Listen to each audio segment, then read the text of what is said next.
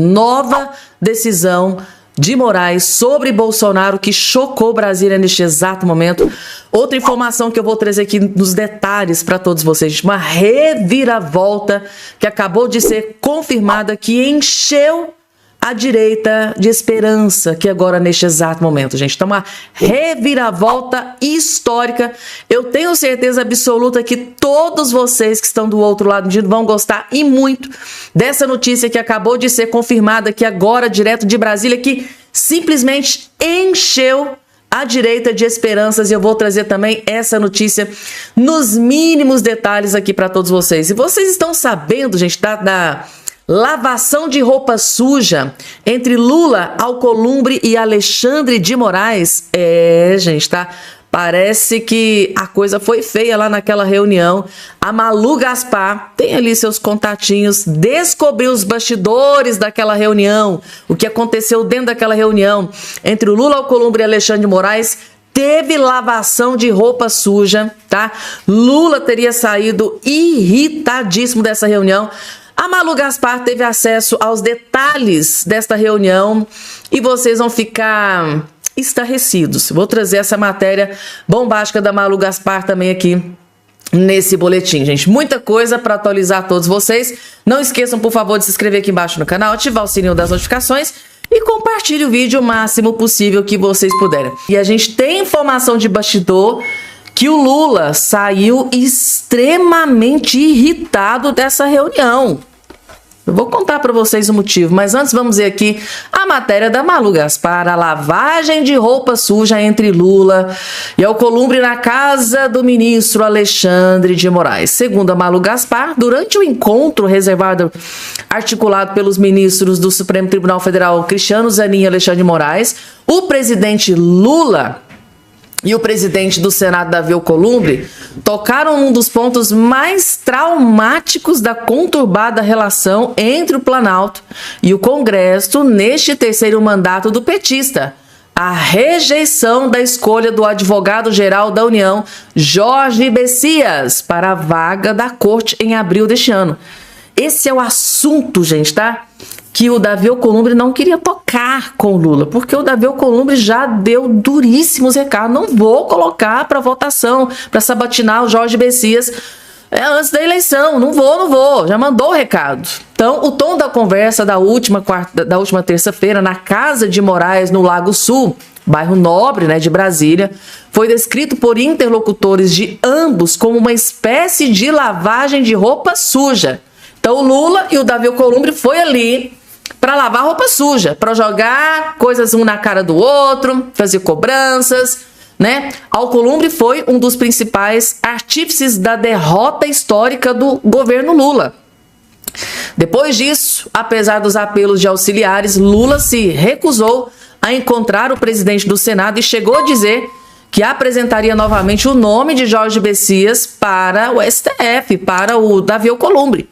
Ao tocar no assunto, Alcolumbre não pediu desculpas nem tentou atenuar o mal-estar. Pelo contrário, de acordo com relatos de aliados, ele disse que foi o primeiro a alertar, a avisar o governo Lula de que Messias não teria os 41 votos suficientes para confirmar a sua indicação para a vaga aberta com a aposentadoria do Barroso em outubro do ano passado. Então o próprio Alcolumbre avisou: Lula, não manda o nome do Messias, que não vai ser aprovado.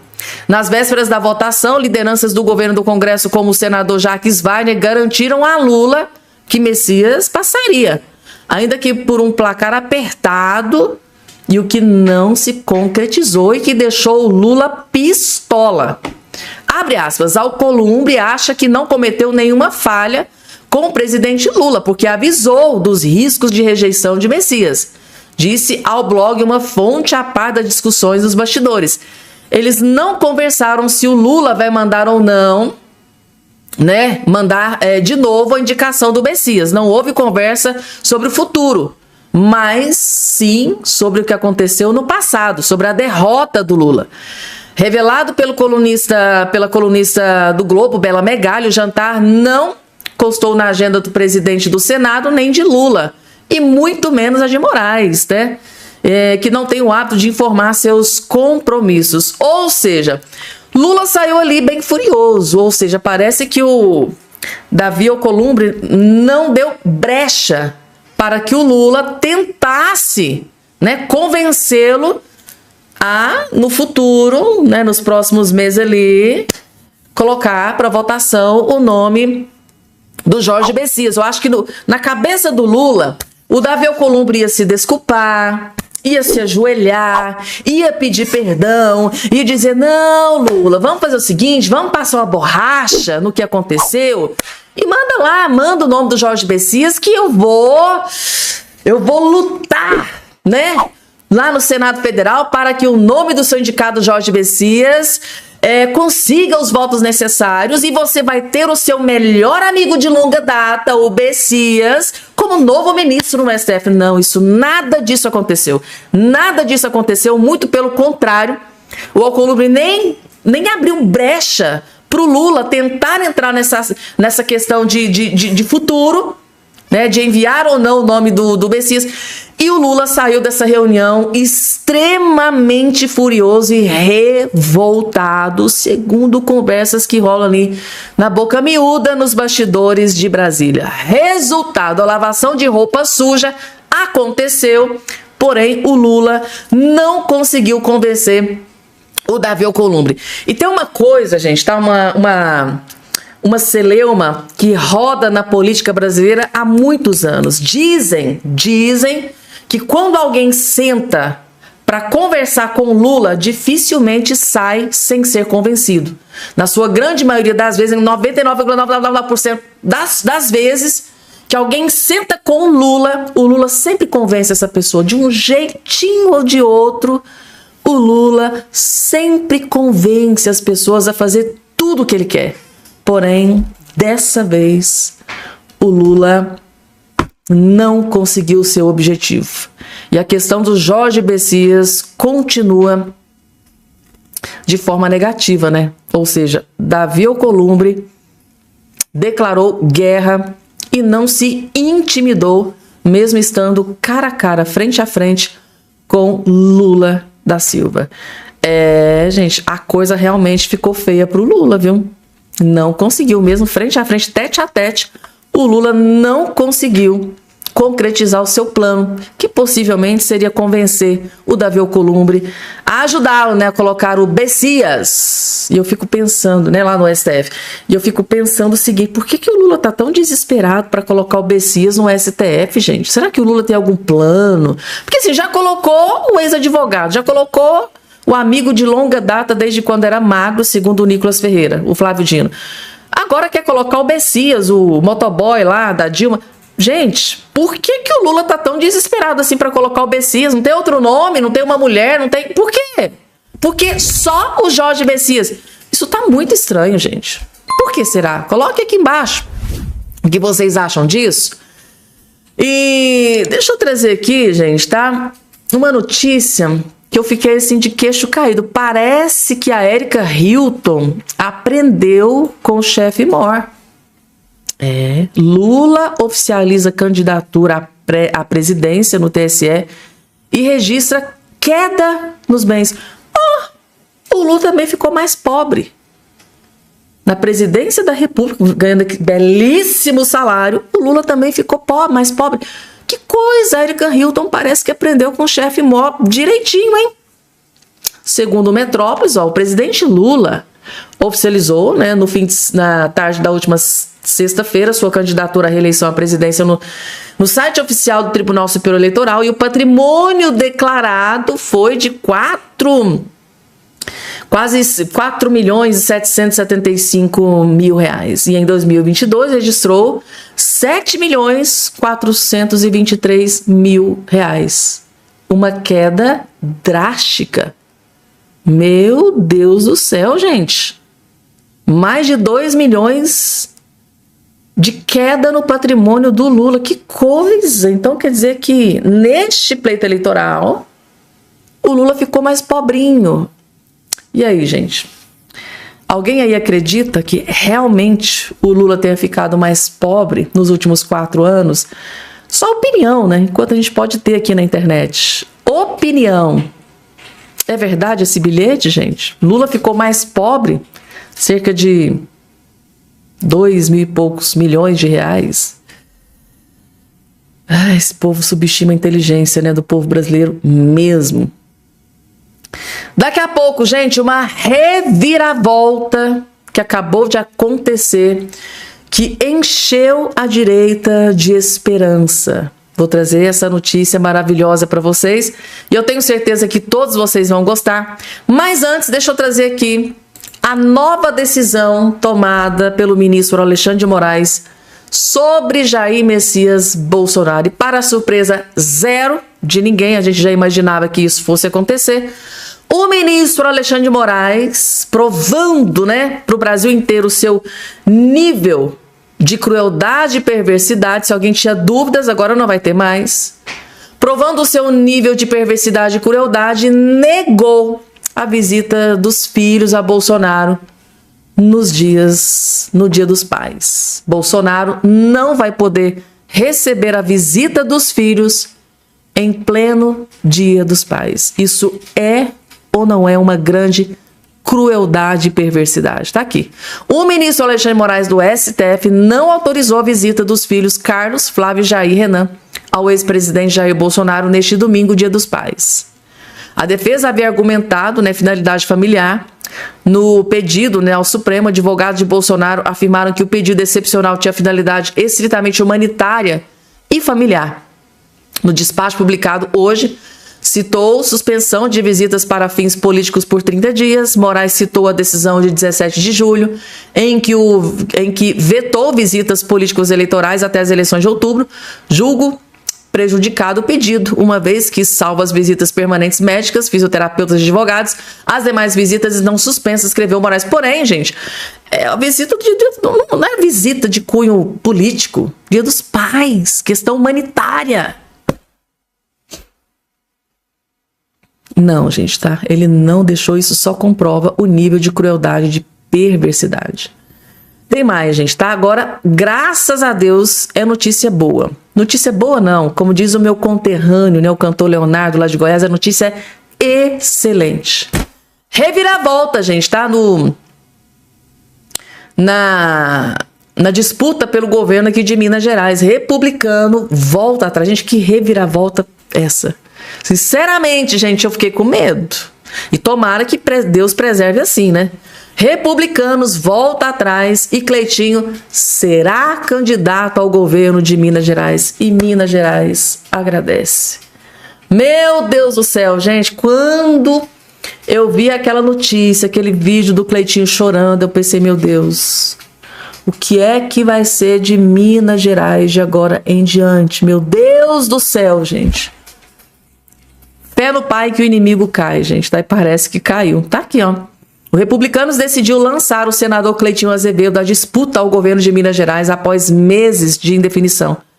Desistência e bronca pública, o presidente nacional do partido, Marcos Pereira. Então, Cleitinho foi definido como candidato após uma conversa entre ele, Marcos Pereira, e o presidente da sigla em Minas, o deputado federal Euclides Peterson.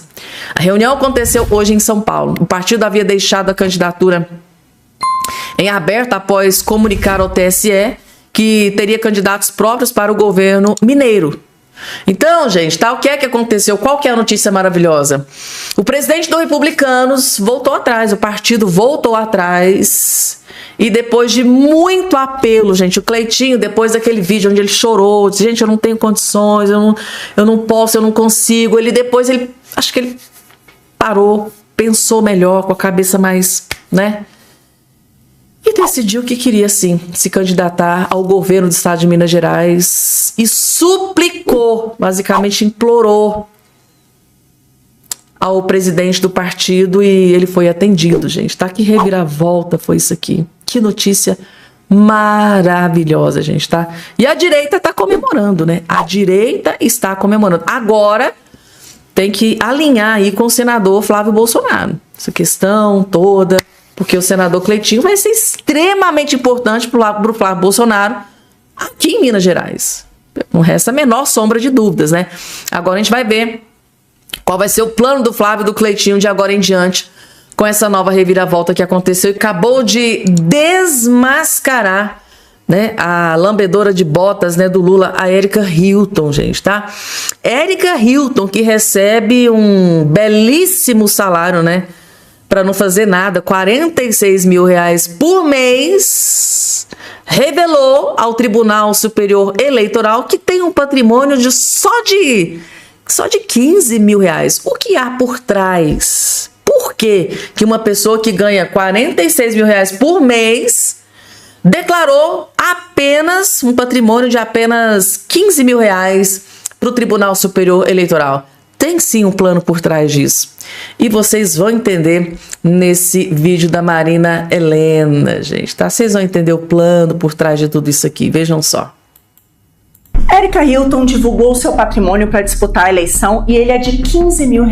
Isso após 4 anos ganhando salário de deputada, hoje em R$46 mil por mês. Com esse salário, Erika Hilton é rica. Rica nível 1% mais rico do Brasil. Elite mesmo, o top 1% que a esquerda tanto reclama. Metade dos brasileiros ganha até R$2.500 por mês. Você lembra daquela foto de Erika Hilton divando uma bolsa de luxo no Congresso? Custa 27 mil, quase o salário inteiro e quase o dobro de tudo que Erika declarou ter juntado na vida. Mas piora, na eleição de 22 ela declarou um patrimônio de R$19 mil, ou seja, ela empobreceu ganhando mais de R$40 mil por mês. A maioria dos brasileiros, com muito menos que isso, já teria comprado imóvel, feito investimentos, poupado para o futuro. Mas Erika, pelo visto, estava ocupada demais gastando e bota gasto nisso. Não basta cota parlamentar, auxílio moradia e assistência médica para reembolsar a cirurgia plástica no nariz com o seu dinheiro. Não basta verba de gabinete para empregar maquiadores e passear com eles em Paris com o seu dinheiro. Não basta nem o salário dela, que gasta tudo do seu dinheiro. E pensar que eles enchem a boca para falar mal do empresário. Não faz sentido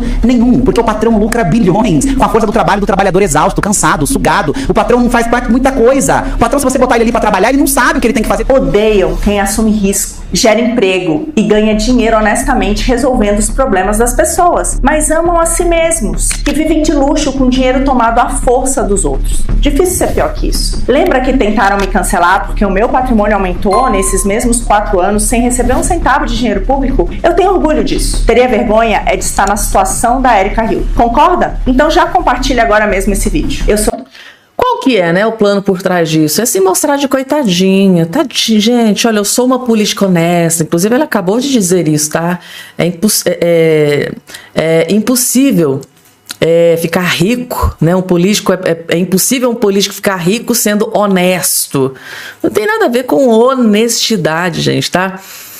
É surreal, é um plano maquiavélico e assim, a gente tá bem ultrapassado, né? Vou mostrar aqui que eu sou pobre, que eu não enriqueci às custas da política para ganhar voto. Isso é o que eu chamo de o esgoto da política brasileira, né? E o pior é que tem gente que vai acreditar que Erika Hilton é pobrinha, tá de pobrinha, vai ter que deixar ela mais 4 anos lá porque tadinha. Assim, gente, meu Deus do céu, isso é uma vergonha, que baixo nível, né? Erika Hilton teve que descer num baixo nível, teve que descer lá no fundo do poço para, gente, declarar um patrimônio de R$15 mil ganhando por mês, R$46 mil, é para acabar com o piqui do Goiás. É basicamente subestimar a inteligência do povo brasileiro, gente, tá? Tenta disfarçar um pouquinho mais, Erika. Essa aí ficou feio. Essa aí ficou feio, tá? Isso aí, não sei se seu plano vai dar certo, não. Apesar que os esquerdistas acreditam, né, em tudo que essa corja diz, em tudo que essa corja fala, ela vai acabar acreditando. Tadinha, ela foi parlamentar durante 4 anos e continuou pobrinha, tadinha. Vou votar nela de novo, porque ela é íntegra, porque ela é honesta. Aí vem a Marina Helena desmascara aqui a pessoa, né, sem dó e nem piedade. Tá aí mostrando a realidade dos fatos. E agora, gente, Carlos Jordi, deputado federal, teve acesso a novas informações sobre este novo escândalo envolvendo, né, o Lulinha e a Roberta Luxinger, gente, tá? Teve uma empregada que abriu o bico e revelou tudo. Inclusive, eu tô vendo muita gente aí da imprensa já chamando a Roberta Luxinger de nora do Lula. Vejam só, gente, deputado federal Carlos Jordi e candidato, né, ao Senado Federal, né, tendo aí aliado como Flávio Bolsonaro, acabou de explodir mais uma bomba atômica sobre o envolvimento do Lulinha com a lobista, né, do careca do INSS, Roberta Luxinger. Se o Lula assistir esse vídeo aqui, ele vai ter um infarto fulminante. Vocês vão entender. Mas para entender, a nova bomba do Lulinha tem que assistir até o finalzinho. Vejam só. É simplesmente inacreditável tudo que está acontecendo com o Lulinha. Sério, eu não consigo entender como alguém tem a capacidade de conseguir fazer tanta besteira, se envolver com tanta tramóia em tão pouco tempo. Desde que o seu pai voltou à cena do crime, Lulinha se envolveu em diversos esquemas. Todos ficaram sabendo da relação que ele teve com o careca do INSS, com todas as investigações que estão acontecendo envolvendo a farra dos aposentados. Descobriram que ele recebia mesada do careca do INSS para abrir portas para o careca fazer negócios nos ministérios. Descobriram essa amiga dele, a Roberta Luxinger, que foi a pessoa que apresentou o careca ao Lulinha.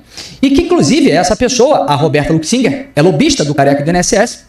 Depois descobriram que ela pagava propina para o chefe de gabinete do Lula, que foi exonerado recentemente. Mas agora, olha só, alguns áudios estão sendo revelados, áudios da Roberta Luxinger, a lobista do careca do INSS, que demonstram uma relação muito próxima com Lulinha, que vai muito além da amizade.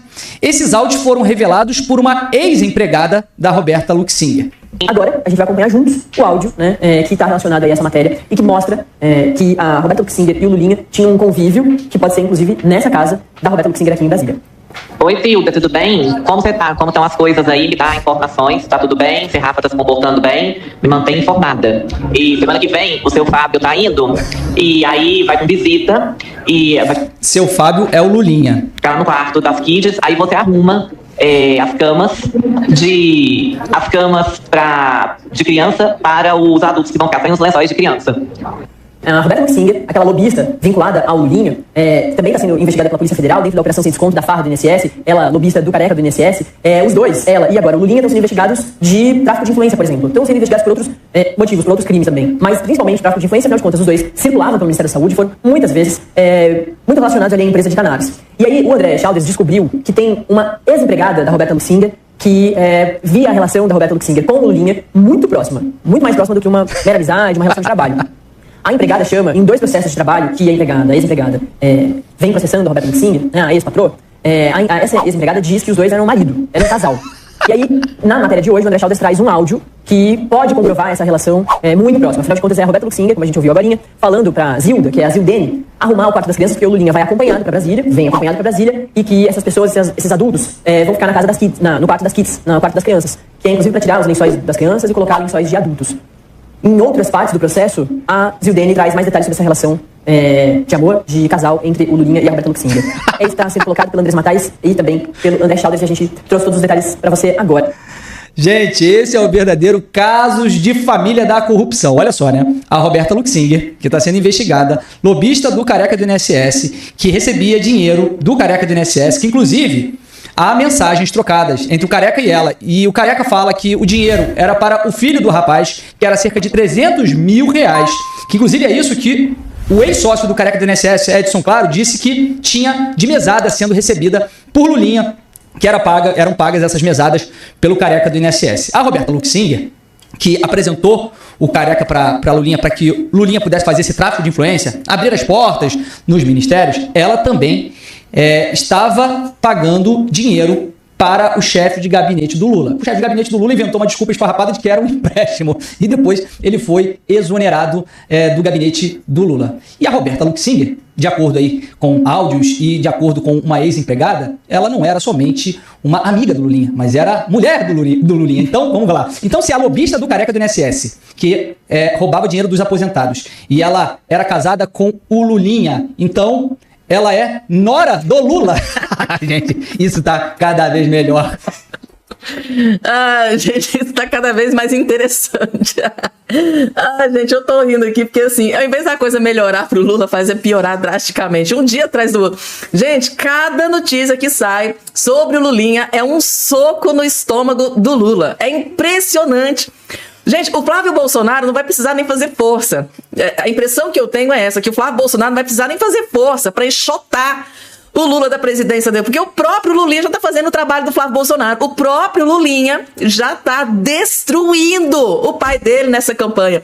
É impressionante, mas cada bomba que sai do Lulinha que eu fico assim simplesmente chocada. Então, segundo a ex-empregada, né, ela disse que na verdade o Lulinha era marido da Roberta Luxinger e, consequentemente, se o Lulinha era marido da Roberta Luxinger, a lobista, então, é nora do Lula. Não, gente, eu tô assim... Meu Deus do céu, gente, tá? Falou em corrupção, falou em escândalo, a gente lembra logo de Lula, de Lulinha. É chocante. É chocante, gente. O que vocês acharam de tudo isso aqui, gente, tá? Eu imagino que o Lula, gente, tá? Lula deve estar dormindo às custas de remédio, porque não tem condição esse tanto de escândalo sair um atrás do outro, porque desde quando o Lula entrou na presidência, é um escândalo atrás do outro. Um escândalo atrás do outro, e um pior do que o outro, né? E o pior de todos explodiu exatamente durante a campanha do Lula, e eu imagino que a equipe de campanha do Lula deve estar surtados. Meu Deus do céu, gente, tá?